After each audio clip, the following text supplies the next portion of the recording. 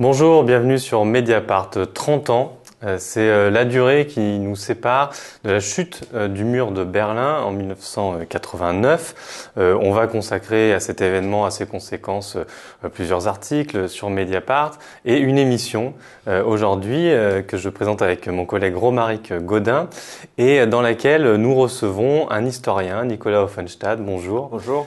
Donc vous êtes enseignant à Paris 1 et vous avez publié cette année Le pays disparu sur les traces de la RDA chez Stock, et c'est un livre qui d'ailleurs va sortir en poche au mois de septembre de cette année, en même temps qu'un autre ouvrage où il y aura une place donnée à l'image encore plus importante. Avant qu'on rentre dans le détail de la discussion, je voulais peut-être tout simplement vous entendre sur la raison d'être de ce projet, parce qu'il faut dire que vous êtes parti à la recherche d'objets, de lieux, de dossiers parfois laissés à l'abandon, ce que vous décrivez comme des traces. Et c'est une démarche très différente de la démarche normée de l'historien aujourd'hui dans le monde académique, qui va avoir des archives, qui à la ligne fait peut-être des entretiens avec des enquêtés, comme on dit. Donc pourquoi cette démarche-là si singulière pour appréhender ce qui reste de la RDA 30 ans après? D'abord, comme historien, moi, en général, je suis très attentif aux lieux. C'est-à-dire quand je lance un projet d'histoire, j'aime bien me rendre sur les lieux, j'aime bien voir comment ils ont évolué, ce qu'ils sont devenus.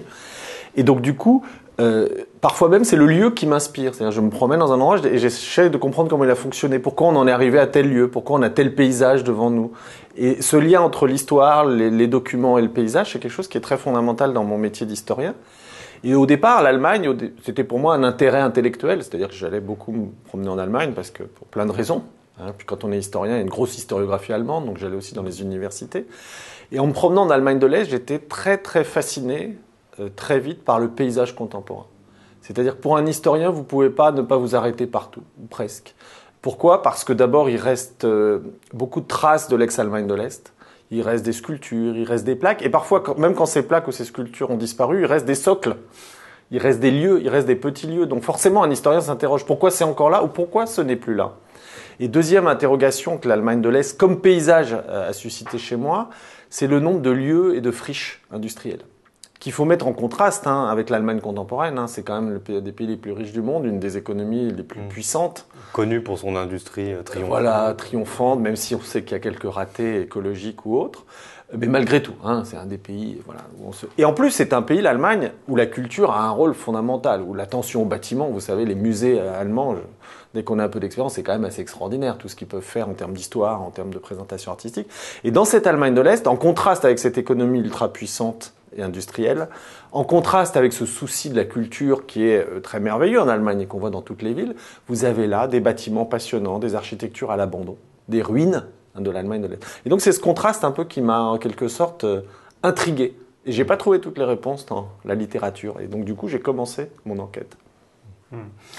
Et donc la question pour vous, c'était de comprendre finalement la gestion mémorielle de ce pays disparu, puisqu'il y a une particularité dans la chute du communisme après 1989 avec la RDA, c'est que là, le pays qui existait, il y avait aussi l'URSS, mais il y a un héritage de l'URSS à travers la Russie. Là, le pays a complètement disparu, il a été absorbé par la RFA, qui est le nom officiel toujours de l'Allemagne aujourd'hui.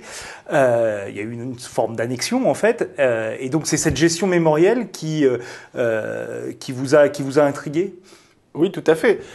Parce que ces ruines, ces abandons, ce qui reste, ce qui ne reste plus, c'est évidemment lié à ce processus que vous venez de décrire, à savoir l'absorption de fait de l'Allemagne de l'Est par l'Allemagne de l'Ouest. Donc ça, c'est très clair. C'est-à-dire que ce processus, il est unique.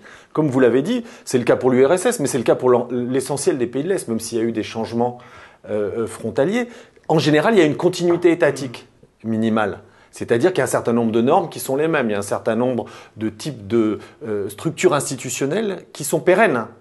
Là, tout change. C'est-à-dire que tous les repères des armements de l'Est, finalement, s'alignent sur les normes économiques, sociales, politiques, culturelles même, de l'Allemagne de l'Ouest. On ne garde quasiment rien de ce pays-là. Donc c'est effectivement une forme d'absorption. de disparition. Et ça, c'est quand même très original, parce qu'évidemment, dans les quelques décennies qu'avait vécu l'Allemagne de l'Est, il s'était construit quand même une culture socialiste avec des habitudes, avec des traditions. Et donc, tout ça a été balayé. Alors, il y a toutes les choses objectives qui ont été balayées, c'est-à-dire les normes, l'économie, les structures politiques, mais il y a aussi évidemment tout un ensemble de dispositifs sociaux, de comportements quotidiens, de rapports de l'un à l'autre, qui ont aussi été dévalués ou qui ont disparu ou qu'on a essayé de faire disparaître. Donc c'est quand même un cas tout à fait unique, l'Allemagne de l'Est. Une des questions qui survient à la lecture du livre, c'est évidemment la justification de cet effacement par les politiques d'Allemagne de l'Ouest, et notamment les conservateurs, qui ont dit on a effacé finalement ce qui apparaissait comme une sorte d'erreur de l'histoire, comme finalement une monstruosité au sens à la fois direct et indirect, c'est-à-dire c'était une monstruosité parce que ça n'avait pas lieu d'être, la séparation de l'Allemagne n'avait pas lieu d'être, et puis c'était une monstruosité parce qu'évidemment ce régime était monstrueux. Est-ce que, en allant rechercher les traces de ce pays disparu, il n'y a pas un risque de réhabilitation finalement de cette monstruosité-là? Pas du tout. C'est une réaction que j'ai eue à la sortie du livre. On a dit, vous parlez de la culture, vous parlez de la société, vous parlez de la construction, et donc du coup, est-ce que c'est pas une manière de présenter? J'ai fait l'index du livre, en tous les cas, Gallimard a fait l'index du livre pour la sortie en poche. Il y a 45 fois la Stasi qui est mentionnée. Donc vous voyez, dans le récit, il ne s'agit pas du tout d'oublier. Elle est la police politique, la répression, tout ça est là. Mais il faut bien le dire aussi, c'est qu'un aspect du régime. C'est-à-dire qu'il y a aussi des choses. On dit c'est un régime monstrueux, bien sûr, mais il faut faire attention de quoi parle-t-on. Il faut pas, parce que le risque, c'est toujours, on voit bien, c'est ce qu'ont fait d'ailleurs les conservateurs dans les années 80, c'est de dire il y a une continuité entre les nazis et la RDA. C'est ce qu'on a appelé la double dictature allemande, ou les deux dictatures allemandes, ou la continuité. De totalitarisme. Voilà, c'était la grande époque du paradigme totalitaire, en gros un régime qui écrase les populations de sa violence. Bon, bien entendu, tout le monde sait très bien que c'était un régime autoritaire, dictatorial, que la police politique joue un rôle très important pour le contrôle des consciences et évidemment de la liberté politique qui n'était pas là. Mais il n'empêche aussi qu'il y a beaucoup d'autres aspects et que beaucoup de gens ne se confrontaient pas à ça tous les jours. L'histoire, c'est pas uniquement vue d'en haut, vue d'un chapeau.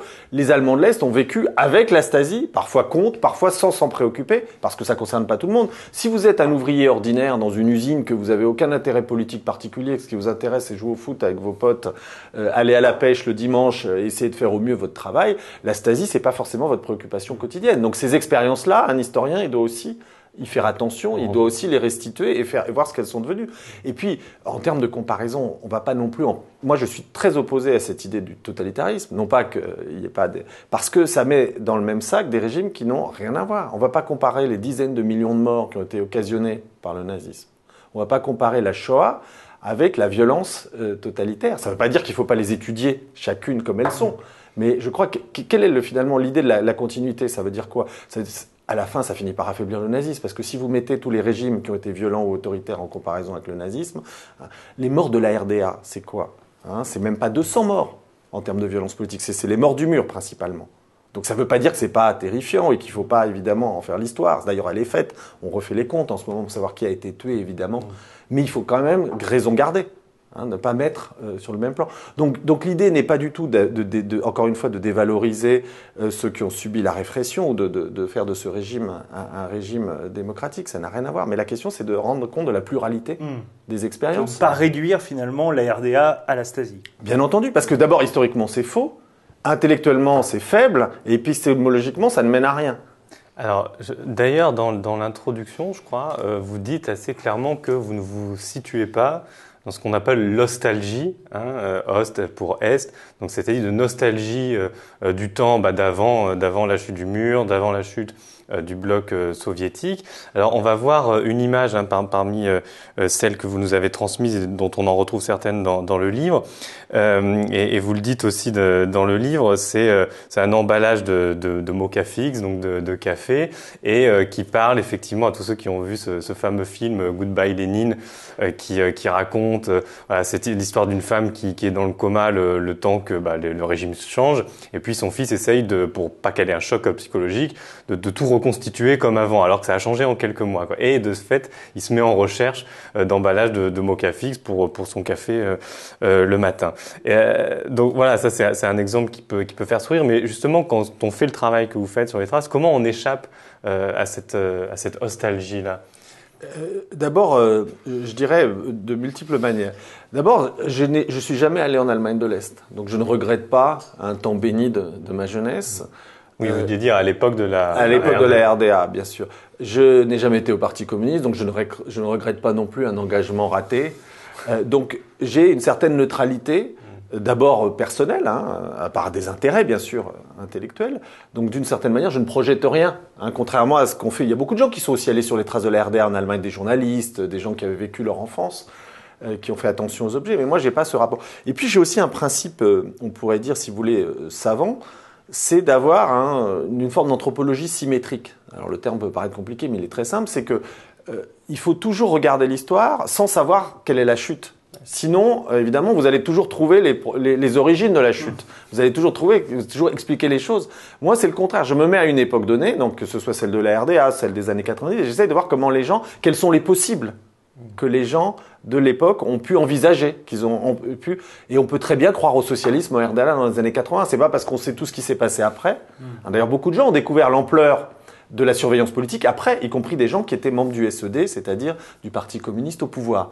Donc il faut pas, et donc cette symétrie, ça veut dire déjà ne pas regarder les choses par la fin. Et puis ça veut dire aussi donner autant d'importance aux vaincus qu'aux vainqueurs. Pourquoi est-ce que le discours des vainqueurs serait le discours historique qu'il faudrait endosser?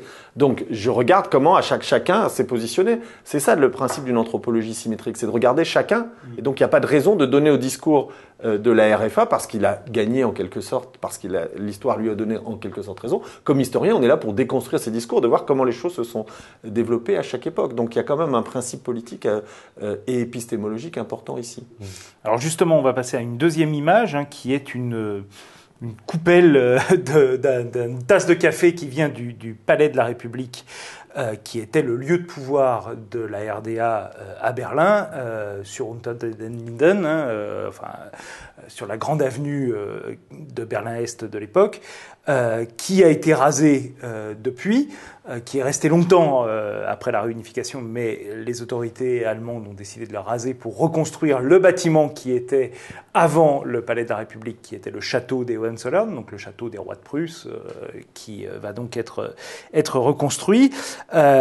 Qu'est-ce que ça vous inspire pour vous, cette idée que le lieu de pouvoir de la RDA, là où était la Volkskammer, l'assemblée de ce pays, mais aussi son gouvernement, est-ce que le fait qu'on le détruise totalement et qu'on le remplace par ce château de l'Allemagne, de la famille qui a fait l'unification allemande en 1870. Qu'est-ce que ça vous inspire? Alors, d'abord, deux choses qui sont assez intéressantes, c'est que vous avez raison de dire que le Palais de la République, c'était la Volkskammer, mais c'était aussi un immense centre culturel. C'est-à-dire que pour les Berlinois, c'était le lieu où on allait voir des spectacles, on allait participer à des bazars de la solidarité, il y avait un bowling, il y avait des discothèques, il y avait des restaurants, donc c'était un lieu... D'ailleurs, après la chute du mur, ça a été un lieu d'exposition. Ils ont essayé effectivement de préserver encore un peu cet aspect-là. Donc, du coup, ce qui est très intéressant quand même, c'est que le résultat de cette volonté d'effacer les traces de la RDA, quand même, c'est qu'on détruit un lieu qui, pour beaucoup d'Allemands de l'Est, était plutôt associé à des bons souvenirs. J'ai même parlé à des gens qui ne regrettent rien de la RDA, qui sont aujourd'hui très heureux, qui sont devenus de bons bourgeois allemands, que j'ai rencontré par hasard dans un bar à Paris, puis on discute comme ça, je sais pas pourquoi on est parlé des Palais de la République. Le type était encore une fois très conservateur, il voulait surtout pas parler trop de la RDA, mais quand j'ai dit Palais de la République, il était hérissé. Il dit, moi, c'était des bons souvenirs, j'ai adoré aller là-bas, on allait se promener avec ma femme, etc. Donc, c'était aussi toute une histoire qui était associée, comme je le disais tout à l'heure, à des histoires de vie, et pas simplement à des histoires de régime. Alors, effectivement, il y avait la partie Volkskammer, donc la partie politique du palais, mais il y avait aussi toute cette partie culturelle. Et donc, c'est assez intéressant aussi qu'on ait en quelque sorte enlevé à beaucoup de Berlinois un lieu de souvenir. Et donc là, évidemment, on voit quand même un souci d'effacer les traces. Donc ça, c'est la première réflexion. La deuxième, c'est quand même extraordinaire, quand même. Politiquement, là, c'est quand même politique. On remplace un centre culturel d'un régime évidemment dictatorial, mais d'un régime qui se voulait socialiste, un centre culturel qui se voulait ouvert. Ensuite, on peut discuter de tout, par un château. Je veux dire, du point de vue des valeurs, il faut quand même être clair. Comme vous dites, un château prussien reconstruit. En plus, c'est kitsch. C'est la limite du ridicule parce qu'il est déjà reconstruit, donc on le voit. Une grande spécialité de l'Allemagne de l'Ouest, quand même, de reconstruire Absolument. Ce type de D'ailleurs, vieux bâtiment. Oui, déjà. Le centre de Francfort, notamment, est reconstruit. Oui, bien, tout à fait. Et puis bon, déjà au 19e siècle, il y avait cette volonté de médiévaliser pour se donner une longue tradition. Tradition romantique. Ouais, voilà. Donc il y a la même chose à Potsdam, mais politiquement, ça a quand même un sens. C'est-à-dire que vous valorisez pour le centre de Berlin un régime. Pourquoi est-ce que les traces socialistes, finalement, ce serait la laideur, l'oppression, et puis l'ancien régime, excusez-moi, mais l'ancien régime passe pas non plus pour l'apanage de la démocratie et de la République. Hein, donc du coup, vous voyez, politiquement, je trouve pas ça neutre non plus. D'un point de vue historiographique, c'est intéressant de voir d'ailleurs comment l'Allemagne d'aujourd'hui traite la période impériale par rapport justement à la période de la guerre froide et choses comme ça. Il y a une banalisation d'une certaine façon de cette... D'ailleurs, il y a des tas de gens en Allemagne de l'Est qui commencent à dire, écoutez, moi, entre vos immenses publicités capitalistes et la propagande du parti, franchement, pour moi, c'est aussi moche l'un que l'autre. Donc je vois pas pourquoi il y aurait une forme en quelque sorte, de perfection d'un côté et de l'autre. L'ironie, c'est que... Et ils disent la même chose, ils disent, c'est quoi ce néo-prussianisme de reconstruire à Berlin comme à Potsdam des symboles de l'ancien régime. Et donc certains activistes disent c'est un peu quand même deux poids deux mesures, c'est-à-dire qu'il y a un passé qui est valorisé alors même qu'il représente un autoritarisme aussi, et un autre autoritarisme est dévalorisé. Alors je ne veux pas discuter des enjeux politiques, des régimes, etc., mais de dire que tout ça n'est pas neutre, c'est pas simplement des choix culturels, des choix innocents. Donc du coup, on peut doublement interroger cette disparition du palais, à la fois par rapport à l'historicité, l'histoire, les biographies des Allemands de l'Est, et par rapport au choix politique, qui d'ailleurs a été contesté en Allemagne, de reconstruire. Oui, c'est une grosse. C'est un énorme débat. Voilà. Alors pour prolonger cette réflexion, on a une autre image qui va s'afficher d'une maison du peuple. Vous avez toute une section du livre où vous parlez de ces maisons du peuple, dont beaucoup ont été pas forcément rasées, mais tout simplement abandonnées. Il s'y passe plus grand chose, et qui étaient des lieux justement investis par la population, par les citoyens ordinaires, et des lieux où une partie du mouvement ouvrier s'est passée. La photo qu'on va te voir est dans une ville qui s'appelle Halle, et alors, moi ce cas-là m'a intéressé dans le livre parce que vous expliquez que à cet endroit, eh bien, on a le premier parti communiste allemand, donc post Première Guerre mondiale, qui se monte à cet endroit-là. C'est un lieu où on a l'unification du Parti communiste en 1946 avec ce qui étaient encore les sociodémocrates, donc qui se font absorber, et puis là on passe au régime autoritaire. Mais c'est aussi là, en 89, dites-vous, où les opposants au régime se sont réunis, quoi. Et donc on a l'impression qu'il y a comme ça une tradition, je ne sais pas s'il faut dire révolutionnaire, en tout cas contestataire, pacifiste d'une certaine façon, qui est écarté en même temps que le régime lui-même, quoi. C'est ça que j'ai l'impression que vous dénoncez pas mal. Et il y a une autre figure dont vous dites aussi que les traces sont vraiment laissées de côté, qui est Ernst Thälmann, qui incarne cette complexité-là, qui était à la fois l'artisan de la bolchevisation, la stalinisation même du Parti communiste, et qui a aussi été un résistant contre les nazis, quoi. Et vous dites finalement, quand on bazarde tout cet héritage-là, on bazarde tout en même temps, quoi. La dictature, mais aussi l'antifascisme, quoi. Oui, alors il y a deux choses très importantes dans vos remarques. La première, effectivement, c'est qu'il y a des lieux de l'histoire du mouvement ouvrier qui sont bien sûr liés à l'Allemagne de l'Est, qui sont bien sûr liés à la dictature, mais qui ont une histoire parfois plus longue et qui parfois même, comme vous l'avez dit, c'est encore paradoxal pour l'Allemagne d'aujourd'hui, sont les lieux où se sont réunis parfois les mouvements citoyens, alors parfois encore sous contrôle du SED ou pas, en 89-90, donc qui sont des lieux vraiment de l'histoire de l'Allemagne, et dont vous n'avez plus aucun moyen de savoir ce qui s'est passé. Il y a celui de Halle dont on parle en ce moment, le Volkspark, qui en plus a été le lieu d'un épisode terrible pendant l'Allemagne de Weimar en 1925, où lors d'une campagne électorale avec Thälmann, il y a eu un affrontement avec la police. Et il y a eu une dizaine de tués, dont un personnage célèbre, qui a été un des héros de la RDA, qui s'appelait le Petit Trompette, peu importe. Mais donc vous voyez, ça fait quand même beaucoup d'événements. Et quand vous allez moi, quand je suis allé dans ce Volkspark, je pensais arriver devant un lieu historique. Alors peut-être pas le château de Versailles, je savais quand même que c'était pas ça, mais au moins avoir des éléments d'information, au moins avoir quelques plaques indicatives ou des photos, comme on fait de plus en plus dans les villes. Or, quand vous allez devant ce Volkspark, j'y suis allé plusieurs fois. Alors je peux pas y retourner chaque année, mais j'y suis quand même allé plusieurs fois dans la dernière décennie. Il y a rien. C'est-à-dire que n'importe qui, il reste une vieille plaque RDA en contrebas, mais qui est quasiment illisible. Donc ce qui me frappe, c'est l'abandon aussi d'une certaine histoire qui parfois d'ailleurs peut servir même l'Allemagne d'aujourd'hui. On a le même cas à Francfort sur l'Oder, dans le Brandebourg. Vous avez une maison de la culture des cheminots, où il y a eu une des premières réunions justement en 1989 avec les mouvements citoyens. Et ce lieu, qui est d'ailleurs très intéressant architecturalement, il y a encore les insignes des chemins de fer est-allemands, donc il est intéressant architecturalement, il a une histoire importante pour la ville, il est complètement en déshérence. Donc il y a effectivement, avec en quelque sorte l'effacement des traces de l'histoire de la RDA, on efface finalement une histoire plus longue, et en partie celle du mouvement ouvrier. Par exemple, ce qui m'a frappé, c'est qu'à Gotha, ensuite je m'arrêterai sur les exemples, mais celui-là est intéressant, c'était une maison du peuple, là encore, qui, pour un historien de la guerre de 14, que je suis par ailleurs, est un lieu intéressant, c'est là qu'avait été fondé le Parti socialiste critique, en 1917, l'USPD, donc les socialistes indépendants, qui étaient en quelque sorte la minorité anti-guerre. Donc c'est important, en quelque sorte c'est la marche vers la révolution allemande, c'est la constitution de minorités puissantes, socialistes, anti-guerre. Avec des figures au départ comme Rosa Luxembourg. Absolument. Donc vous avez là toute une histoire de l'Allemagne, et le lieu a été là aussi rasé sans autre forme de procès en quelque sorte, et on peut plus savoir ce qui s'était passé. Vous aviez, quand j'y suis allé, une friche.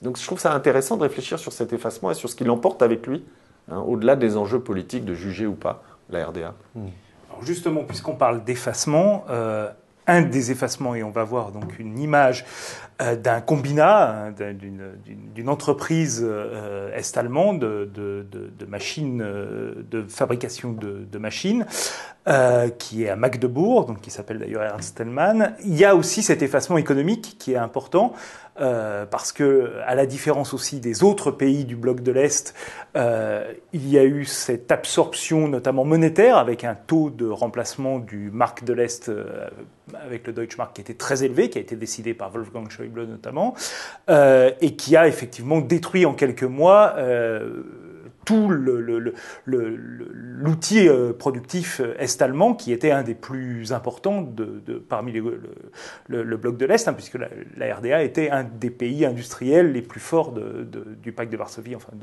du Comecon.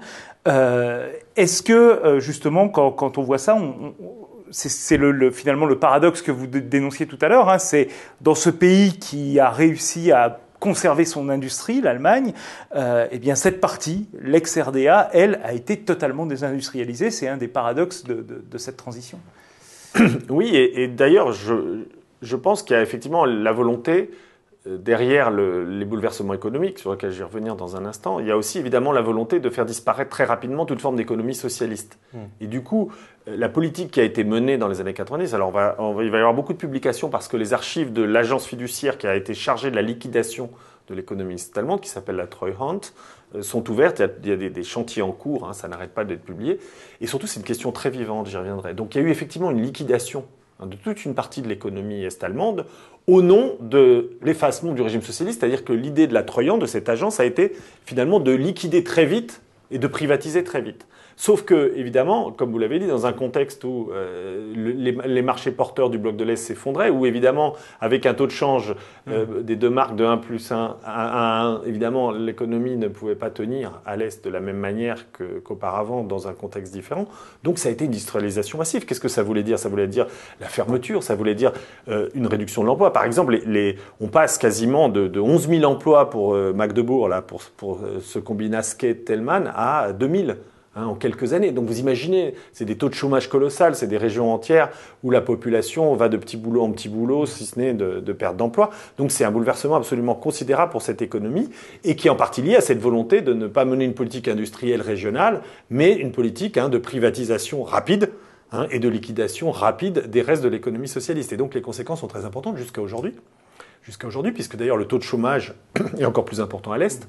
Oui, on voit des tas d'indicateurs sociodémographiques qui montrent bien que il y a plus le mur, mais en tout cas il y a de le niveau de vie. Voilà. D'ailleurs, il y a une expression où les Allemands disent le mur est encore dans les têtes, justement pour toutes ces raisons. Alors du point de vue économique, effectivement, ça a été la liquidation d'entreprises. Et ce qui est intéressant, c'est que cette mémoire est restée parce que beaucoup de liquidations ont été faites soit au profit d'entrepreneurs de l'Ouest. Parfois d'ailleurs, c'était simplement pour liquider un concurrent. C'était pas forcément pour le reprendre. Parfois, c'était pour bénéficier des aides ou des bienfonds, mais absolument pas pour relancer l'activité économique. Donc il y a eu énormément de mafieux, il y a eu énormément de margoulins qui ont profité des affaires de la Treuhand et qui ont liquidé des milliers d'entreprises qui peut-être n'étaient pas tous viables dans le contexte de l'économie de marché, mais en tous les cas dont on ne sait pas ce qu'elle aurait été pu leur destin s'il y avait eu une autre politique. Et ce qui est intéressant, c'est que beaucoup d'élus de l'Est aujourd'hui disent maintenant on voudrait bien revenir quand même sur ce qui s'est passé. Parce que ça a été tellement violent pour les Allemands de l'Est, ne serait-ce que pour savoir, peut-être que certaines choses ont été faites dans les règles. Et donc il y a une élue SPD aujourd'hui, ouais, donc social-démocrate. voilà, social-démocrate de Saxe, qui dit qu'il faut une commission vérité et réconciliation.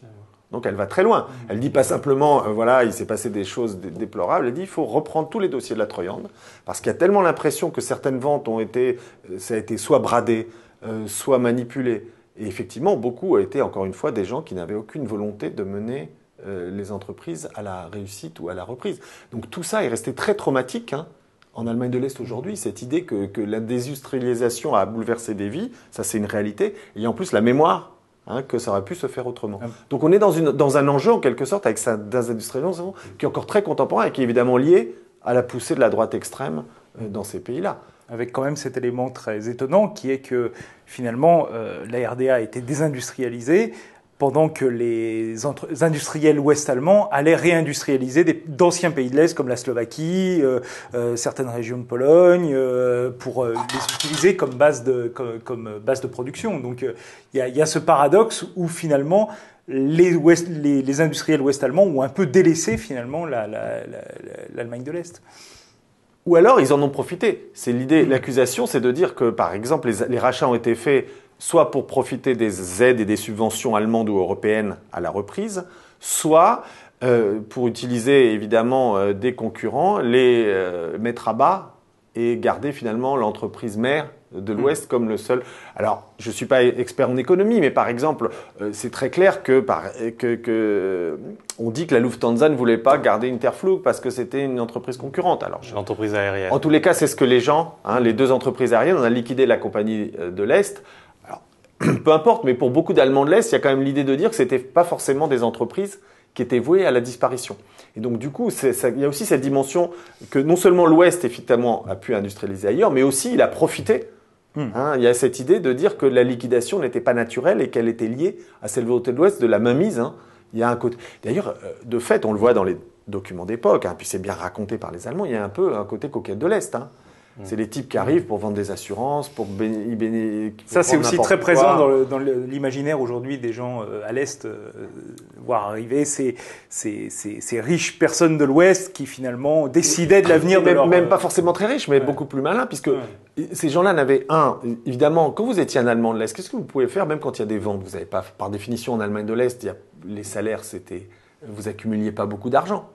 Les différences de salaire sont faibles. Donc, par rapport aux capitaux dont dispose un industriel même moyen de l'Ouest, les Allemands de l'Est n'ont pas beaucoup de capitaux, n'ont pas le même accès aux capitaux, puisque par définition, ils viennent d'un régime où c'était pas un enjeu, qui était structuré totalement différemment. Ils n'ont pas non plus, évidemment, toutes les ficelles de l'économie capitaliste et des nouveaux enjeux. Donc, c'est des anecdotes, mais tout le monde raconte comment ils se font avoir par toutes les ventes des uns et des autres au début des années 90. Ils n'ont pas les pratiques d'une économie de marché.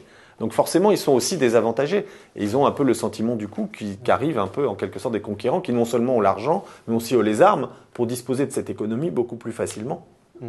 À travers ça, on voit à la fois les intérêts économiques, géopolitiques aussi à l'époque, d'aller très vite dans l'unification et de le faire donc selon la duplication en fait de la RFA ou plutôt son élargissement à l'ex-RDA. Est-ce que vous pensez qu'il y avait quand même les ressorts dans la société pour peut-être explorer des possibles qui ne sont pas advenus, mais peut-être explorer une forme d'État, je ne sais pas, mais en tout cas une forme de société qui aurait pu garder son originalité, son autonomie, ou est-ce que le régime était tellement décrédibilisé, avait tellement fait de mal que sans doute la force d'attraction de cet Ouest riche qui promettait la liberté individuelle était peut-être trop forte pour laisser une voix originale s'exprimer? Je pourrais vous répondre les deux. C'est vrai que le crédit du régime était très faible. D'ailleurs, personne ne l'a beaucoup défendu, puisqu'il y avait quand même tous les adhérents du SED ne sont pas allés manifester contre. Si tous les adhérents du SED étaient descendus dans la rue pour défendre le régime, il y aurait eu autant de monde que dans les manifestations de protestation, parce qu'il y avait encore beaucoup d'adhérents.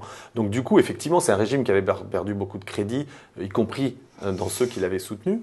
Donc ça, c'est une certitude. Mais il y avait à l'Est et à l'Ouest aussi l'idée d'une autre voie. Par exemple, un certain nombre de gens de gauche, notamment au SPD, chez les social-démocrates, se disaient c'est peut-être l'occasion de faire passer des choses, des réformes plus sociales, des protections sociales que pour l'instant on n'a pas réussi à faire passer. Ils se sont dit on va profiter de l'unification à partir du moment où elle a été lancée, en quelque sorte, pour, en termes d'assurance sociale, en termes d'assurance chômage, essayer de trouver des équilibres et non pas de garder simplement le modèle de l'Ouest. C'est pourquoi d'ailleurs certains étaient assez défavorables à une unification trop rapide, quoi. Et ça leur a été reproché en mode vous n'êtes pas des bons Allemands quelque part, vous voulez pas vraiment qu'on se réunifie. Oui, parce qu'il y avait l'idée aussi qui a été beaucoup évoquée, notamment chez les intellectuels et y compris chez les opposants au régime, d'une troisième voie.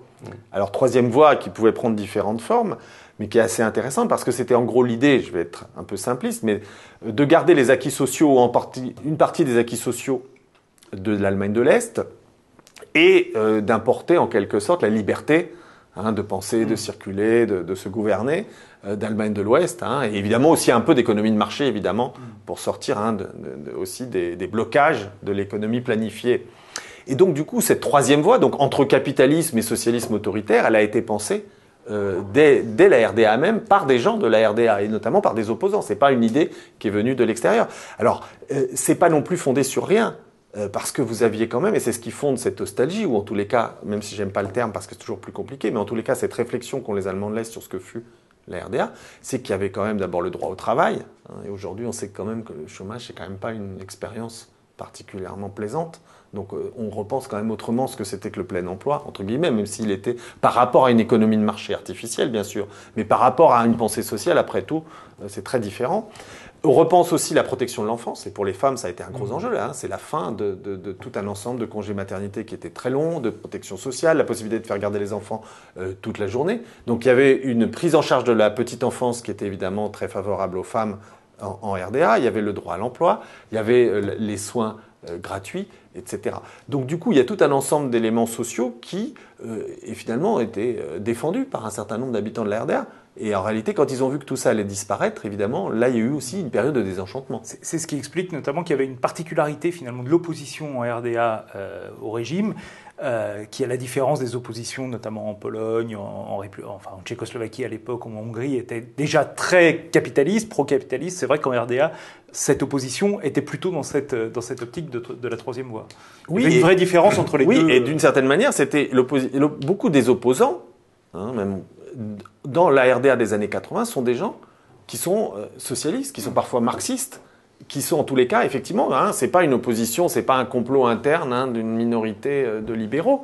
C'est parfois de très grands intellectuels. Havemann, Barrault, des gens qui ont été des opposants, sont des gens qui réfléchissent au socialisme, à un socialisme véritablement à visage humain.